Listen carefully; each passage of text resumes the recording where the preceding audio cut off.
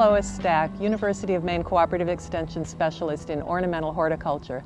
Often when I talk with homeowners about their lawns, they tell me about their weeds. But weeds can tell you something about themselves. When we see weeds in a lawn, maybe they're not a big problem. Maybe the fact that we use our lawns as an open space and can mow the weeds along with the grass is just fine with most homeowners. For me in my house, I don't mind a few weeds in my lawn. But if you're trying to get rid of weeds in your lawn, there are a couple of easy steps to follow. First, if you're developing a new lawn, try to eliminate the weeds first. It is far easier to prevent weeds than to control them later. Second, scout your lawn, walk across your lawn, take a look at it, see what's there, have the weeds identified.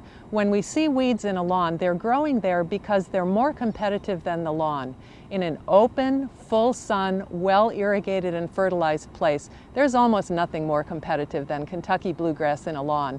But when we get to a place like this, it's a dry, slightly sloped area next to a roadway. This is a place where water and fertilizer are not in abundance, and a weed like this, white clover, really takes over. You can see this large patch, and the reason that it's growing there and there's almost no grass among it is that clover can fix its own nitrogen so it can compete in a place like this. If we're trying to control weeds, we need to look at those places. Another weed that often pops up in people's home lawns are dandelions. Dandelions are a weed that have a long taproot. They can tap into water and fertility deep down and get a head start over the grass. And a third weed that's often found in lawns is called ground ivy. It creeps in from the shade where it really competes well underneath the plants in our borders, and then it creeps right into a bluegrass lawn.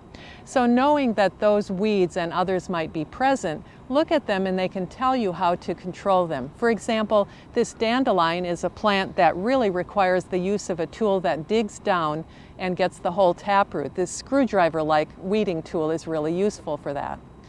After you've mechanically managed the weeds, the next absolutely important step is to try to prevent them from coming back. Unless you change the conditions that made it right for them to be there in the first place, they'll be right back. So here, where this clover is here because it can fix its own nitrogen, unless we change the soil, add something that will hold water and moist water and fertilizer so that the lawn grasses can compete, the clover will be right back.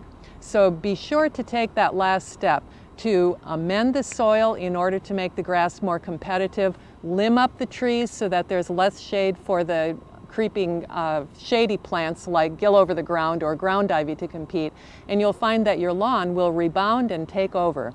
And one last step, remember that lawn is a competitive plant. If you mow high, it will shade out many weeds. So remember to mow high around 3 inches and you'll find that a lot of weeds just won't be able to compete.